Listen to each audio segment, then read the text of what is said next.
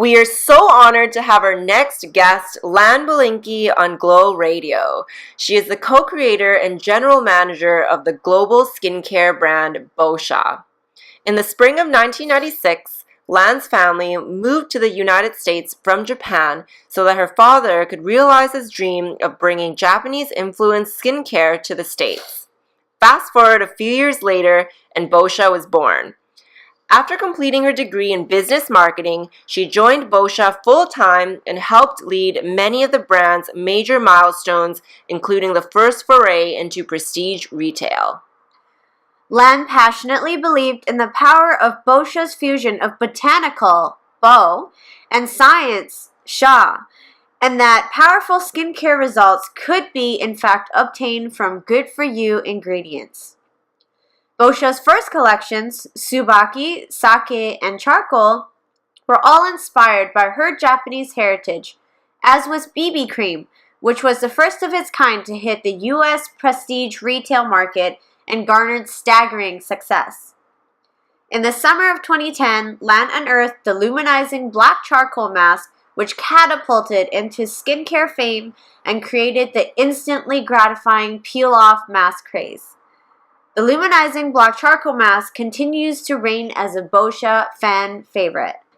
Glow Radio is a podcast for sassy entrepreneurs who are in the process of quitting their much-hated day job to work for themselves full-time. You can expect weekly conversations with unapologetic creatives, business owners, and influencers. We discuss tips on how to reach your goals, manage your time, and keep your sanity while being a major boss babe. We're Jacqueline and Clara, your favorite hype women who will cheer you on and push you to create the life that you want. We're business strategists, career and life mentors, and wellness advocates. Hit that subscribe button and follow us on IG at Glow Radio Co. Stay sassy, babes! Hello, everyone. Welcome back to another episode. Today we have a super exciting guest, Lan, co-creator of Boscia.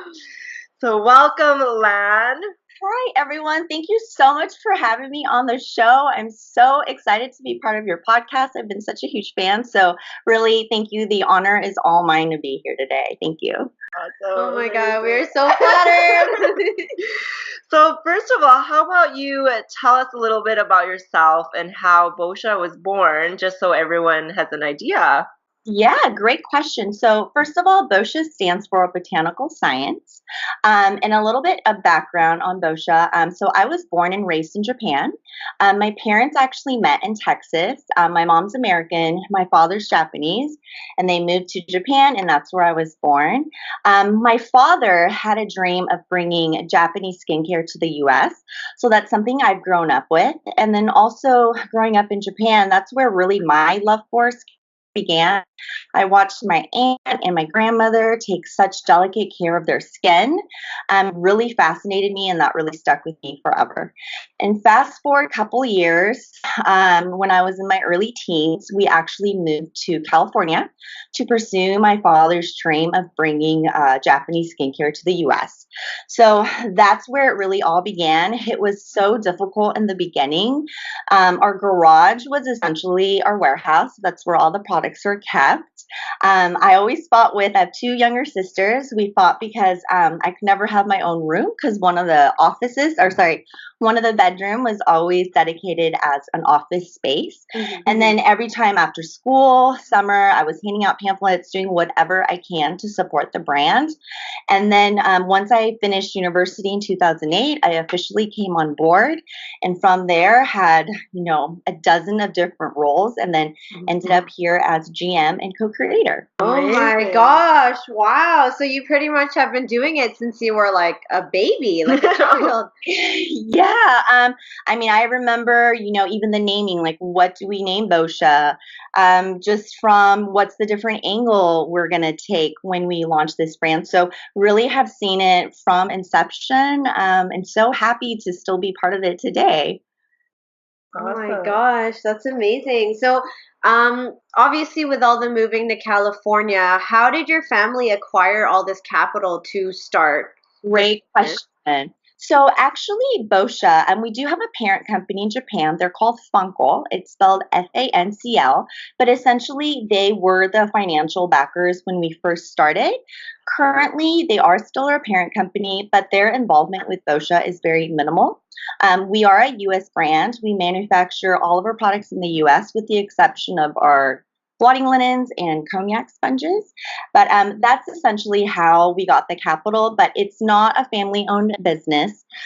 We do get to work together, so it is unique in that sense. But that's how it started out financially. So, what was a turning point for Boscia? Like, what was your big break in the beginning? I so remember this. So definitely it was the launch of the Luminizing Black Charcoal mask. So little background on that SKU is every summer I used to go and visit my grandmother in Japan. And one summer when I went, charcoal as an ingredient was such a craze and there was so much peel off mask that I began to think, why don't we make a charcoal peel off mask? Came back with the idea, pitched it to the team. Back then in 2010, it was really unheard of for a mask to be black. It really was disruptive, but we really felt that we had something unique. So we took it to a retail partner, which was Sephora at the time. They loved it. Really started a whole new animation for them. I don't know if you recall, Sephora used to have Sephora Hot Now in front of the stores, but that's where the product launched. And ever since then, it's been our number one SKU, helped us really create a franchise around charcoal as well. So that was definitely the biggest moment for Boscia. Wow. Like from being able to just take it to Sephora and they're like, I love it, put it in the front and just like expand, and it's so popular now that it's so amazing to me. It really is. And, we've been so fortunate. A lot of our marketing has been organic.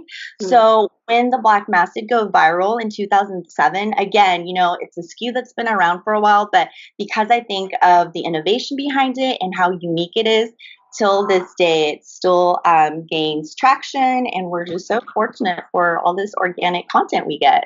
Mm-hmm. So I read in one of your recent interviews, Boscia expanded domestically by 300% in less than a year. Can you tell us a bit more on how you did that? And Absolutely. So 2018 was such an exciting and challenging year for us. We have been Sephora exclusive for about 5-6 years, and 2018 was just the perfect opportunity for us to expand. And what was so great is that all these retailers that we did reach out to and expand, they were dying to have Boscia for so long. In fact, they would reach out, every couple of years to see if anything has changed. But when we did reach out in 2018 to these retailers, they were so thrilled that we were now going to expand our distribution. Some to mention, of course, Ulta is a big account that we are now working with.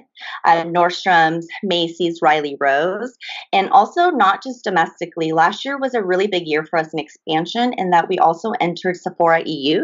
So that's about 16 countries there. We also expanded into Sephora Middle East. So that's about 5 other nations. And then we also launched in Boots in UK. So really, really a super exciting year for us. But I do think that exclusivity piece kept a lot of the retailers really hungry for us. And then I do think just our brand messaging still really resonates with a lot of the retailers who are still, trying to figure out clean beauty, natural beauty, what that means for them. Wow, that's crazy. That's a huge expansion that you've had.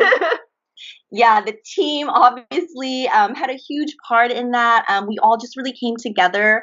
Our team is pretty small for what we're able to accomplish, but I think we have such amazing people. We're all here for the same goal. So we did it and we came out and we survived. So it was amazing. Yeah, awesome. congratulations, by the way. Yeah. Thank you so much. Thank you. Thank you. So, what has been one of the most challenging moments of your career so far? Great question. So I do think expansion was very challenging because, we got in the accounts. That's great, but each individual retailers has their own set of guidelines, what they want in terms of marketing, what their asset collaterals should be. So really catering to each account was definitely a big challenge for us being Sephora exclusive. I think another challenge, we face is the environment in skincare really changing, and that there's so many brands brands now playing in clean, natural. So how do we differentiate ourselves from our competition and make sure that we really stand out? Sorry, I'm just having a blanking out moment here. What is something that you would do differently if you were to start again? That is an excellent question. So when Boscia first launched, we really were a pioneer in a sense that we really were proud of ingredients we did not use in our products. So, being vegan, gluten-free, cruelty-free. We're also chemical preservative free. We formulate all of our products in a clean environment. So these are all things I wish in the very beginning we spoke to and we were much more vocal about. I think back then, just with some of the other brands not playing in that field, it was almost looked as we were putting down other brands, and that's not what we were at all trying to do. But I do wish that if we could do this over, just being really vocal up front and saying, hey, we don't use these ingredients for XYZ reasons, where now I know everyone's really jumping on that train. Yeah. Everyone is so into that now. Like, it's like a big deal if skincare has like I almost feel like if you don't have that edge, people will most likely ignore your business. Yeah. And a fun fact is that when Boscia first launched, we actually had 3 different types of supplements. We had one for hydration, one for clear complexion, and one that was called Perfect Vegetable. So again, just kind of showing how far ahead of the trend we were. Of course, at that time, supplements in Sephora, we did sell it, but we didn't sell enough, so we did discontinue. But now you see the whole wave of the Hums and the Moon Juice and all these other brands coming in, that I think it's so interesting that it's really again come full circle again. Would you ever bring it back? That's so funny you bring that up. Absolutely. I think that was something we launched the brand with, and really true to our DNA, and that beauty does come from within. So I would not be surprised if we do bring that back one day soon. Awesome. We are looking forward to that. I know. I'm ready. So what has been one of your most favorite moments in your career? Favorite moment. So I still remember this like yesterday, but it was when the LUMINIZING Black Charcoal mask launched. It was in store. I remember driving to South Coast Plaza, which is our closest Sephora there. Like walking up, is it really going to be there? And this again was, when it was displayed in Sephora, what's hot, so really was pulled out in front of the store, and just seeing it, I mean, I'm not going to lie, I was definitely tearing up. Just all that hard work that went into it, the fact that a retail partner believed in us, it was such a unique product at the time. Like, is someone going to put a black mask on your face? But it was there, and when I picked it up, I swear I kind of lost it. But that was the biggest moment for me, absolutely. Amazing. I can't imagine. Like, I feel like if I ever had a product and like it was just like in the store, I'd be so overjoyed. I think I would be sobbing. Even till this day, every new launch or every new retailer we go into, we're just so grateful and honored that we're still a small brand but people are willing to take a chance on us. And for those customers that love and support us and ask for a brand, again, just so grateful. And every time anything new launches or any new store, I definitely get emotional. It's it's like your little baby, right? So yeah, that's so true.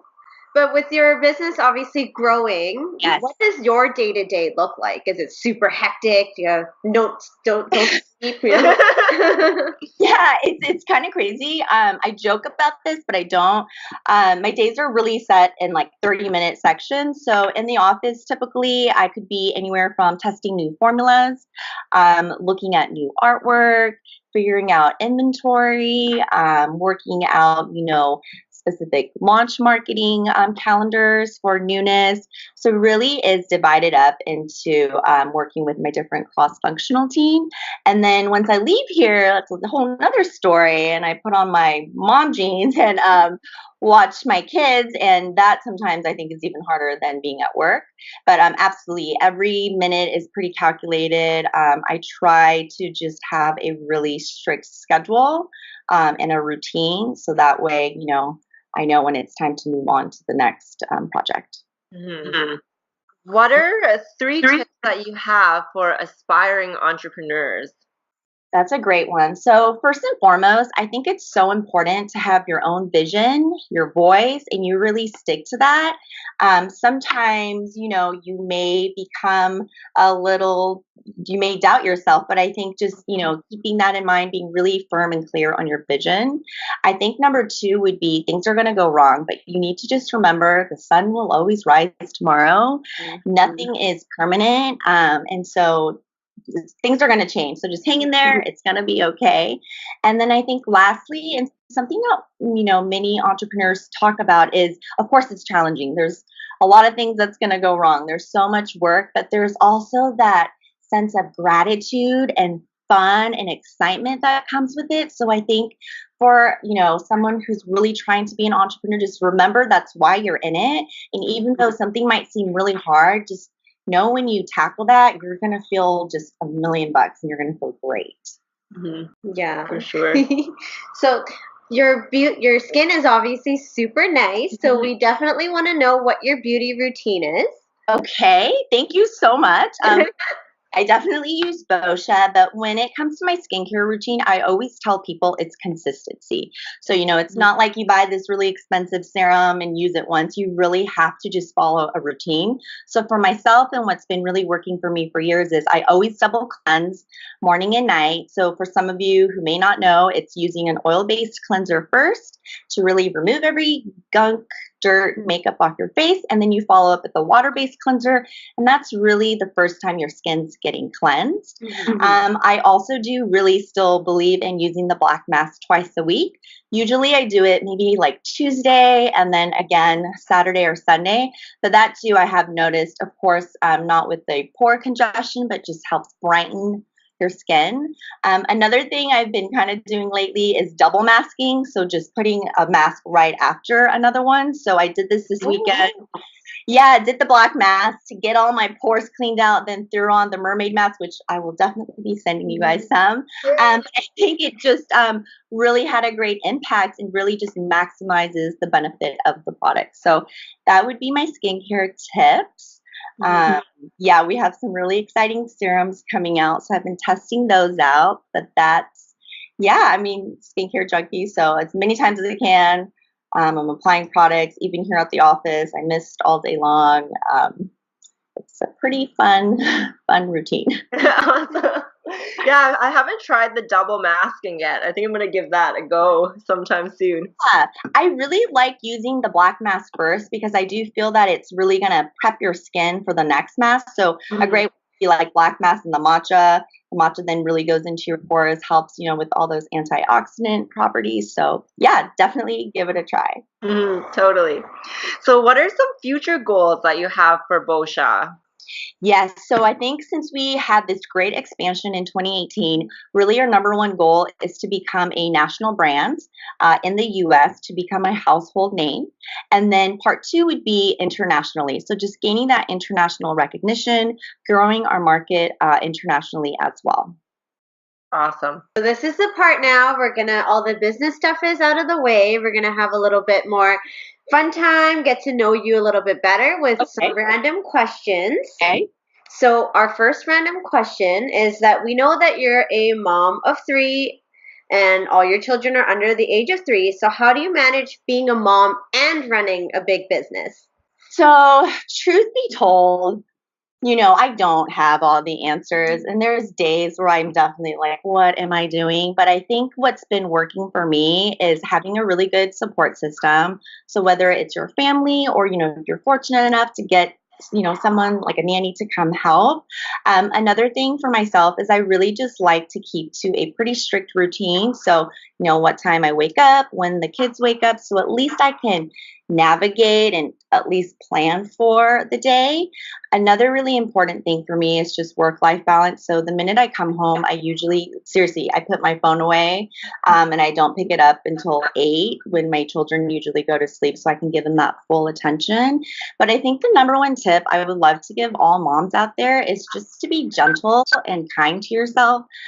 You're only one person, and I want to sit here and say, oh yes, I do everything 100%, but that's not true. There's days days where I'm like, man, that was like a 70% day, but that's okay. And I think the beauty of it is you can start again the next day. So I think it's really important to not compare yourself to other moms and thinking like, oh, how does she do this with 3 kids? And, she has a career. Well, I don't have all the answers, but I think it's just being, kind and gentle and giving it your best shot. Definitely. It's super helpful for any mothers out there or us as future moms. Future moms. Tough. And there was like an easy answer, but you just learn as you go. Yeah, everyone's totally figuring it out. Yeah, definitely. So second random question we have here is, what is your favorite travel location that you've been to and what's still on your bucket list? Okay, so you guys are probably going to make fun of me, but Japan still is my favorite place to go. I do think it is because it's my motherland. I have relatives there, but every time I go back, I am still just continuously inspired. There's things that are new that I haven't seen or certain, traditions that I've forgotten about. So I just love going there. I get so inspired, and that family time is just so priceless for me. A place I haven't gone and really want to go to would be Argentina. My husband's from Argentina. Ooh. Yeah, and his family's from there. We just haven't been able to find the time to make it down there, but that's definitely on my bucket list for travel. Yeah, I've yet to go to Japan, but everyone tells me how amazing it is. It's like no other place. It's so advanced technologically, but then you have these, ancient 1,000-year-old rituals. And, if you're a skincare junkie, that is, the mecca of where a lot of this was born. So I hope one day you do get to go. And if you do go to Japan, Tokyo's a must, but try to check out Kyoto, the more traditional side of Japan as well. I have heard that you do need a lot of time. Yes. Like 1 month will pretty much cover like a little bit of Tokyo or something like that. You know what? Whoever told you that is so true. We just did a Japan trip. I was probably there for 5 nights, and we hit 3 nights in Tokyo, 3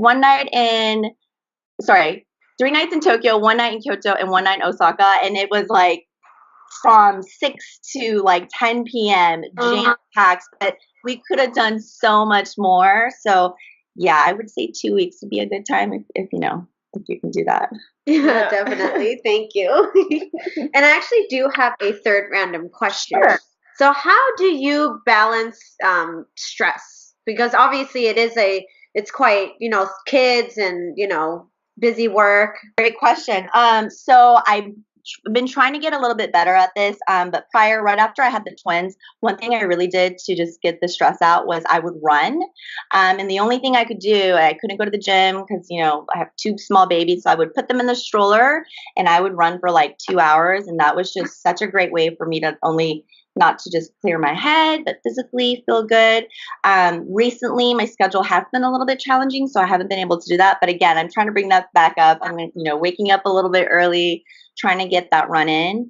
But I do say another time I take to myself to really de-stress is really my skincare ritual. So that's like the only 30 minutes. My husband knows, like, don't come in the bathroom. I'm doing my mask. So I do at least get maybe an hour total. So 30 minutes in the morning, 30 minutes at night to kind of just do nothing but apply skincare. So those are some of the ways I like to decompress. Yeah, skincare is so relaxing. I just find in the morning, evening, it's like my me time. Definitely. Yeah. And it kind of sets a nice tone for the day. I'm like, okay, good. Like, my face looks awesome. My lips look I should incorporate that better in the mornings, I find. For me, it's usually at nighttime. That's when I'm like slathering everything on, but I feel like mornings. Yeah. That's going to make a huge difference in my day. Yeah. And I only use cold water when I wash my face. So that definitely in the morning, it's like, okay, like I'm awake. I'm to go. And it kind of just gives me that extra push I need sometimes. But do you find that the cold water is harder to like rinse off everything? I know there's definitely different theories about cold water. For me, I haven't found anything negative. In fact, I found it for my sensitive and dry skin, cold water works a little bit better. Or if I do use warm water, sometimes it seems a little more drier. But yeah, I think that could be up to preference. I tend to just like cold water. Cool. I'm Okay. definitely going to try cold Yeah. water now. Yeah. It's on the drier side, so definitely. That's good to know. Yeah. Alrighty, so we're in the final part of our podcast. We have a fun little this or that lightning round. Okay. So we're going to ask you all the questions. Just answer as fast as you can. Okay. And we're very excited to know what your answers are.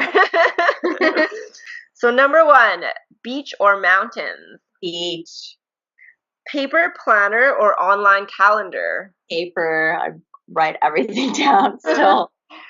Cake or pie? Cake, Summer or winter? summer for sure. Yeah. Audiobook or music? Audiobook. Ice cream or froyo? Ooh, ice cream. Elephants or giraffes? Elephants. Dragons or unicorns? Unicorns. Calling or texting? Texting. Being logical or being creative? Being logical. Awesome. That's all the questions that we had. Gosh, you guys, this was so much fun. And I'm like so disappointed I didn't have a mask on, but it's so great. Thank you so much for your time. This was awesome. Thank you for your time, because we know you're so busy. So we No. really appreciate it. This was so fun. Thanks, you guys. Thank you so much. Much. Thank you for listening, Glow Babes. Give us your 5 golden stars on iTunes and we'll be your best friends, I swear. And please share this episode with your babes that need some glow and will benefit from this. Thank you. Hey, Glow fam. Hello. We just unmasked our face masks that we were wearing for Yes. our interview with Lan from Boscia. So catch us on our Patreon. We're going to link below and you can watch our full unmasking. Join us for our Patreon. See our review. You will not regret this. Poof. Yas.